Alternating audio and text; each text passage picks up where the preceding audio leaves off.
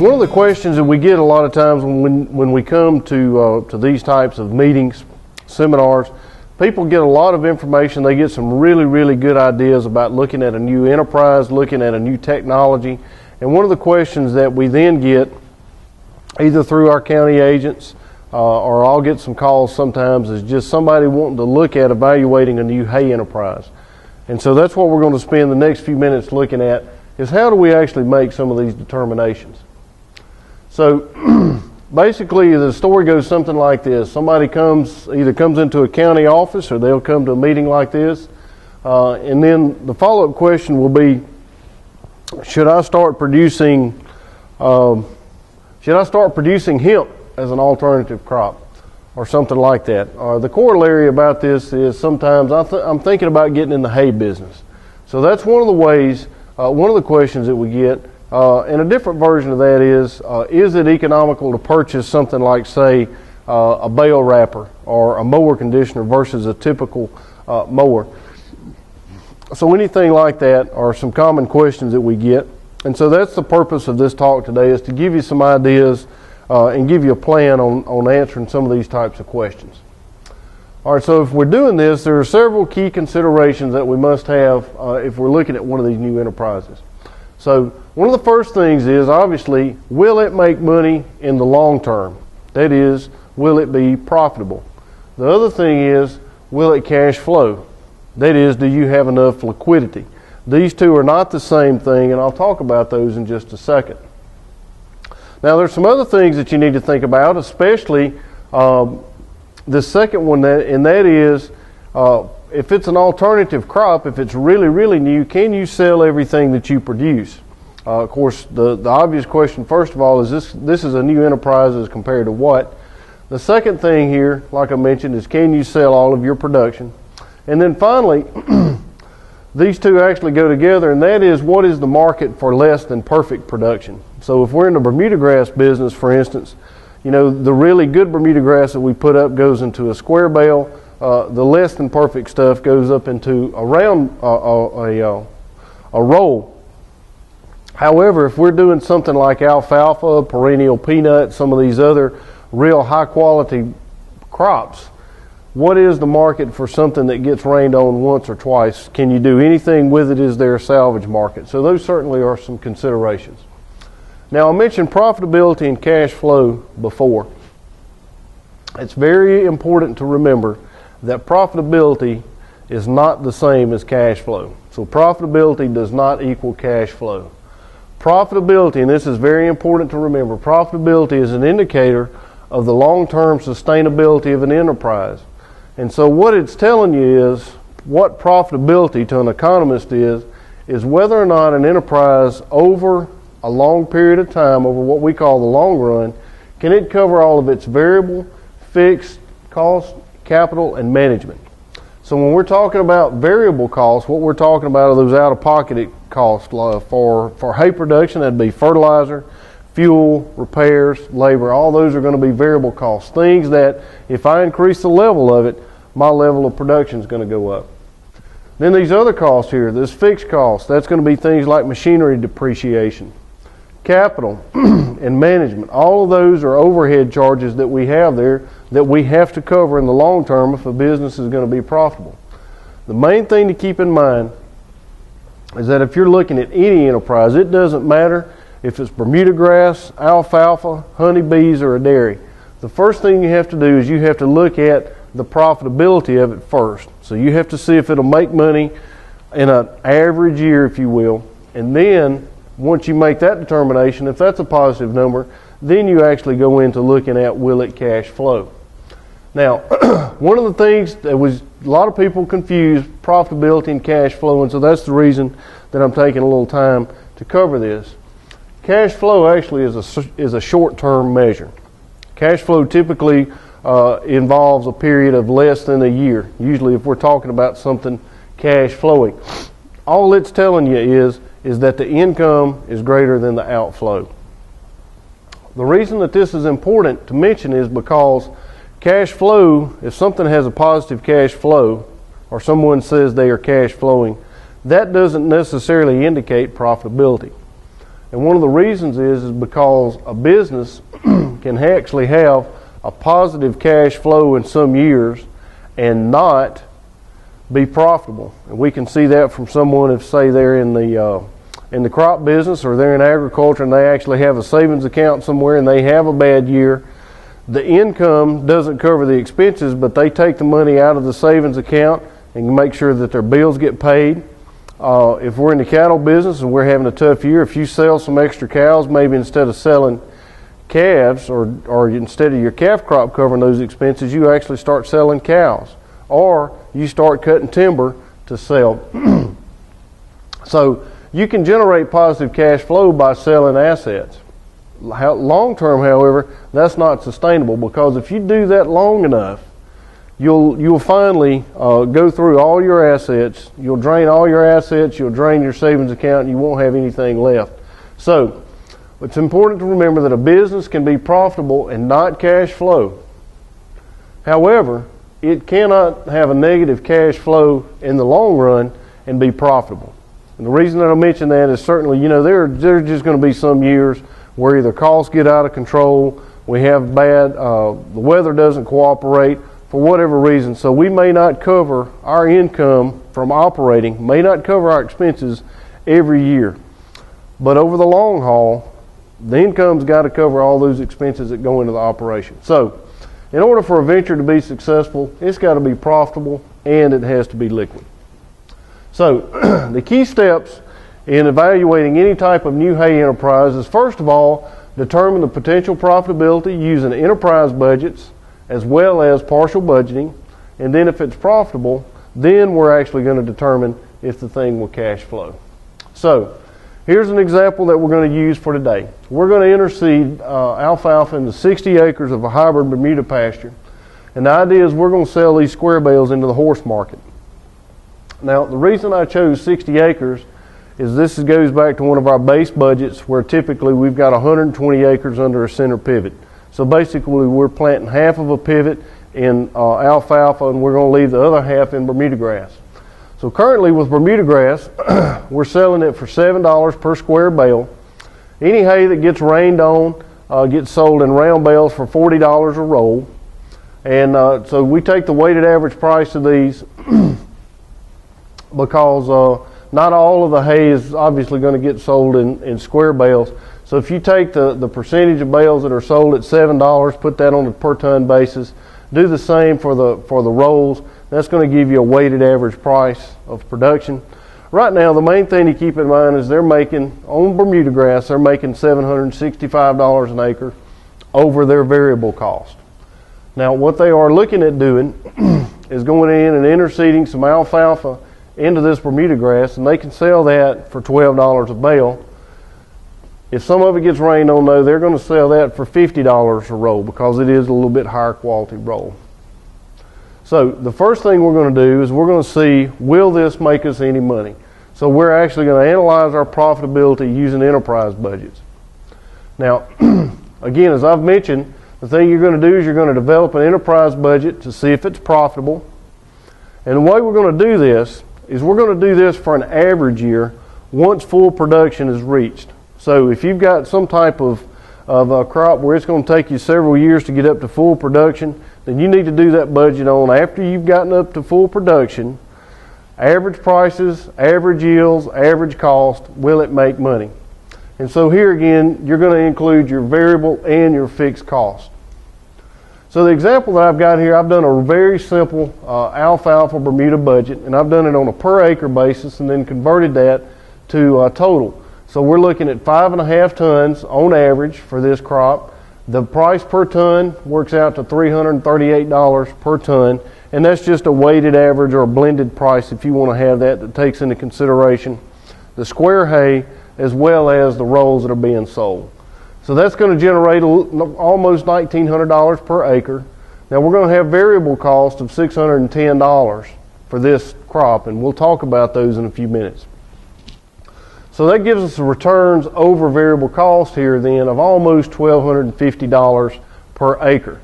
Now, we've got some fixed cost here for establishment of about $24 per acre. And this establishment cost is just for for going in and interseeding the alfalfa into the Bermuda grass, because we've already got the Bermuda grass there. Our machinery costs are going to cost us $186. The irrigation fixed cost is $90, and that's to cover the pivot, the well, those kinds of things. And then we're going to charge 5%, a 5% management fee for gross of the gross there, and that's what you as an owner-operator are going to get paid. And that's one of the things that's really important to remember as we're looking at these budgets. The labor charge that you see in a budget is for you doing the manual labor. That's for driving a tractor, hauling the hay, doing all those kinds of things that you do. This management fee down here of 5% of the gross, this is where you get paid for making the right decision in terms of selecting the right varieties, making sure that things get fertilized on time, all those things where you have to make a decision. That's what this management fee is for down here. That's to pay you to do that. So you include that in there, so that gives us a total fixed cost then of $393 per acre. And so our returns over total cost right here, now this is not the Reserve Officers Training Corps, this is returns over total cost of $855, or right at $51,000 for the 60 acres that we're talking about. Now, let me stop right here and tell you that odds are, if we're figuring all of our cost in here, it's probably not going to look that good. But for purposes of for conveying the concept here, these are the costs that we've got in there. We know every year is probably not going to be that good, and there's probably some other fixed costs that need to be included in there, like buildings, barns, some of those other kinds of things. But this is where we are for this budget. All right, so the answer here is that yes, it is profitable. So it's profitable, so now we get to go to step 2. And step 2 is it profitable to switch? Because we're already in Bermuda grass, the Bermuda grass business. Does it make sense to switch over to alfalfa? So the way we're going to do this is we're going to use a partial budget. Partial budget is a very useful decision aid that we use for a lot of things. We can use it for looking at different enterprise mixes, technology adoption, purchasing different pieces of equipment, anything, so on and so forth. The key thing, though, here that you need to remember, if you've got your highlighter, you probably want to circle this, is a partial budget is really, really useful if you're only making one change in an operation. Maybe if you're making 2 real simple changes, but the main thing is that we're only looking at one change in the operation at a time. Now, the key parts of a partial budget are we're going to look at our additional revenue. How much more money will we make? Sometimes it might be more, might be less. Will we reduce our cost? Are we going to incur any additional expenses? Or will we reduce our income? And again, keep in mind, this is on an annual basis once we get up and going.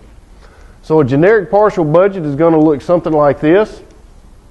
You're going to have additional cost and reduced revenue on the left-hand side over here, and you're going to add those two things up to get the total of those additional costs and reduced revenues. Now over here on the right is where we're going to add up any extra money that we might make, or if we're going to reduce our cost, we're going to add those up over here on the right-hand side, and then we're going to subtract the extra money or the reduced cost. From that, we will subtract any additional cost, and if we get a positive number here, then this tells us that this is something that's worth changing to. If we get a negative number, then basically that means we need to stick with what we've got because we won't get any improvement in the operation from making this change. Okay, so if we look at going to alfalfa production, one of the things we might be expecting will be lower production out of the alfalfa as compared to just the straight Bermuda grass. However, we will get a higher price, and we're going to lower our fertilizer and chemical costs when we do this. The one thing to keep in mind, though, is we're probably going to have one additional harvest here on this alfalfa. So there's several different things that are going on at one time. So this is where a partial budget really is helpful. So if we put all of this in here, you can see that in a given year we'll make about $90,000 off the 60 acres of Bermuda grass. Our total variable costs are going to be over $45,000. Our fixed costs are $22,000. So those returns over total cost are going to be not quite $24,000. If we go to producing alfalfa, we're going to generate more revenue. We're going to reduce our cost. Our fixed costs will go up slightly, and this reflects the establishment of the alfalfa, as well as the higher management charge that we're getting there because we're increasing our revenue.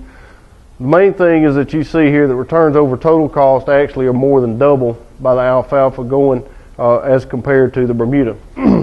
When you do the math here, you can see there's actually almost about a $28,000 benefit from growing alfalfa versus Bermuda, or at least in this scenario. So it's very important to remember this is just an example.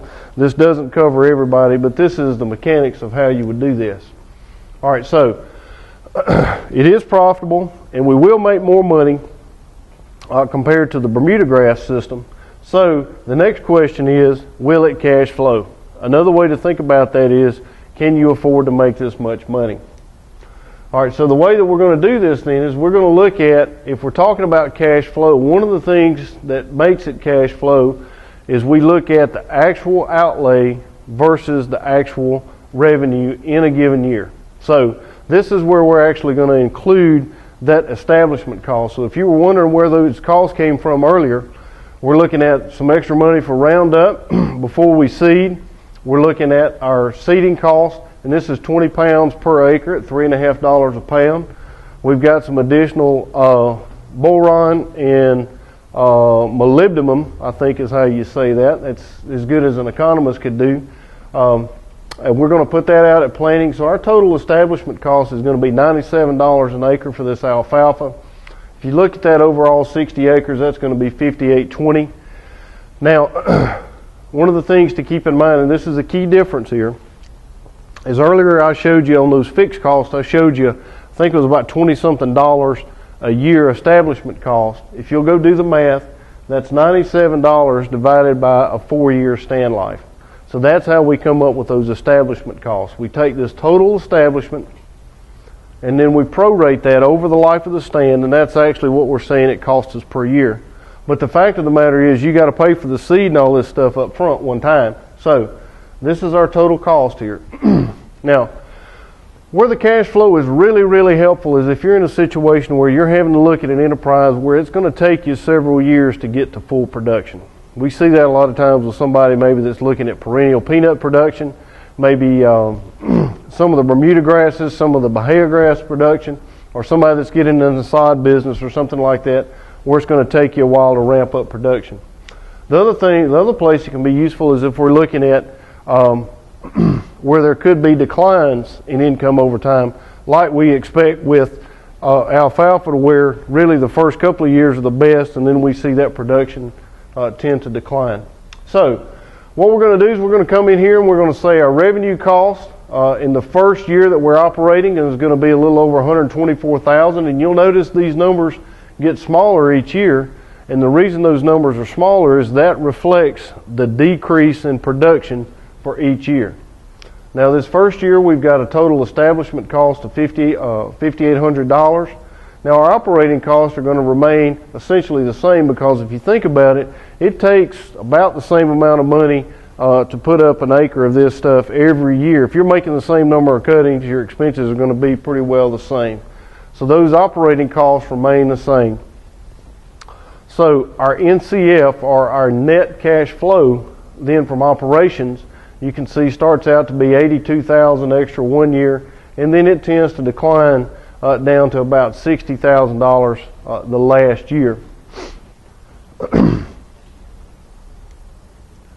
Now, if we want to look at this then to see what the difference is of the alfalfa versus the Bermuda, so we go in and we look at our net cash flow from operations for the alfalfa versus the Bermuda. Now, one thing that I need to point out here is what makes this example really useful, or makes it pretty simple, is the fact that we're not adding any overhead costs. If we had done something, or if we, in order to get into the alfalfa business, let's say we had to go buy a square baler, or we were going to have to buy some additional pieces of specialized equipment, we would need to include those in here as well. But we don't. So that's the reason this makes for a fairly simple example. So if you look at the net cash flow then from the alfalfa versus the Bermuda, and you notice the Bermuda is very constant because we expect to make the same thing year in and year out. You can see that through time, the Bermuda grass stays relatively constant, but the difference gets smaller. But even after 4 years, there's not a big difference. There's a slight difference, but there's not a huge difference in terms of the money between alfalfa and Bermuda. But if you add up the total difference over that 4-year period, we're talking about almost another $130,000 off of this 60 acres. There's a few things that I call just good stuff to know, and these are just useful little rules of thumb, useful little calculations that it can be helpful to people. If you see some people talking about gross margin, usually what we're talking about there is our revenue minus our variable cost. We also call that returns over variable cost. When we look at returns to land and labor, what we're basically doing is we're assuming a zero charge for land, a zero charge for labor, and then we're going to divide this gross margin by ever how many hours of labor that we invested here.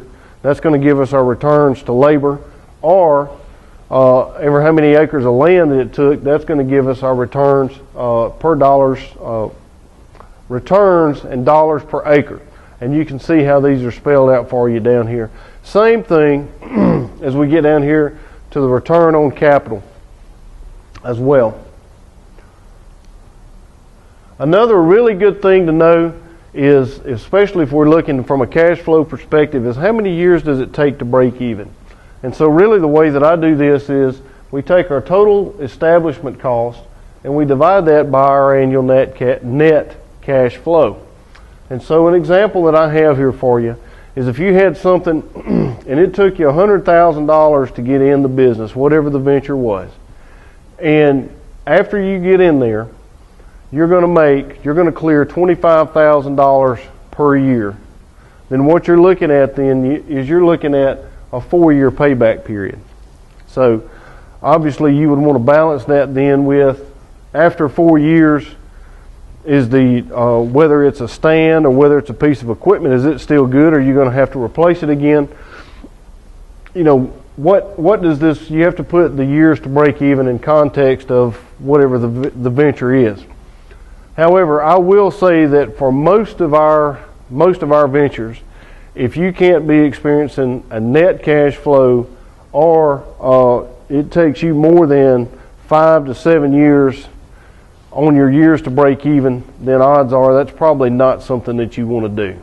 Most things you're not going to be able to get, you're going to have more than one in terms of years to break even, but once you start looking at something like 5 to 7, in a lot of instances, that's probably not going to work out, because there's a lot of stuff that can happen between the time you get into business until you're actually there.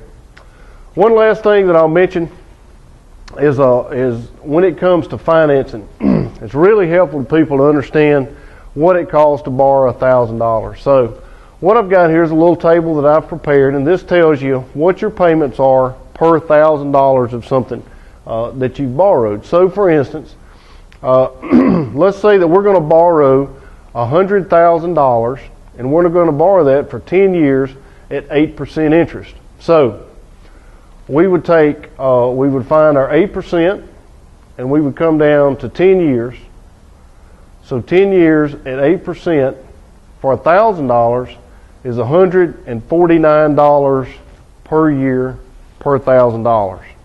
So then you multiply 149 times 100, because you're borrowing $100,000, and that's what your total payment is. And so this is a useful little tool to have, a useful little sheet to have laying around when you start thinking about borrowing money. So I'm going to summarize all this by saying that when you're evaluating an enterprise, it's very, very important that you evaluate not only profitability but liquidity. Keep in mind that profitability is an indicator of long-term sustainability. Liquidity has to do with cash flow, which is a short-term concept. And the last thing that I'll mention is that partial budgeting can be a very useful tool when you're looking at making isolated changes in an operation.